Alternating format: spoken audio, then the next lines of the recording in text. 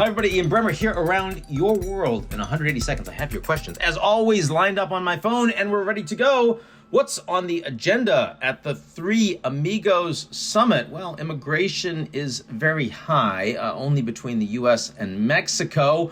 But still, the fact that Biden is willing to use this pandemic-era clause to try to keep migrants from coming to the United States was not on my bingo card 6 months ago. A lot of progressive Dems are unhappy with him, and a lot of conservatives are saying he's doing too little too late, but nonetheless does recognize that he doesn't win any votes on balance by having a large number of illegal immigrants continue to come to the United States. Also, a whole bunch of new NAFTA stuff, especially trade relations on energy with the Mexicans, Americans, and the Canadians pretty unhappy with what AMLO has been doing on that front.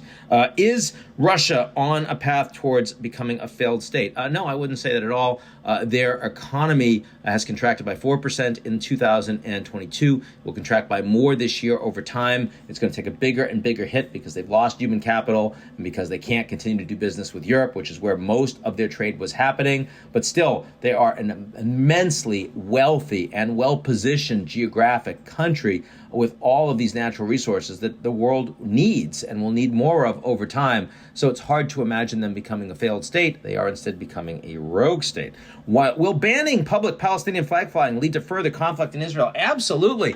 It's kind of funny. It used to be the case that the Israelis considered that the Palestinian flag was a militant flag, for Hamas or for Hezbollah, and so it wasn't allowed to be flown. That's no longer the case and wasn't true after the Oslo Accords were signed. But now the new Netanyahu hard right coalition government has decided they're going to make it illegal to fly it once again. They're also cut off a whole bunch of tax revenues that are supposed to go to the Palestinians. They're squeezing them hard, ostensibly in response to some Palestinian moves at the United Nations to embarrass Israel, but more broadly because this is an Israeli government that is much less interested in engaging in negotiations and trying to create a peace process with the Palestinians. So yeah, it's going to lead to more conflict, to more violence, and the only thing I can say is that it's just not a priority for most of the countries in the region, so it doesn't drive much attention. Thanks for asking. Talk to you all real soon.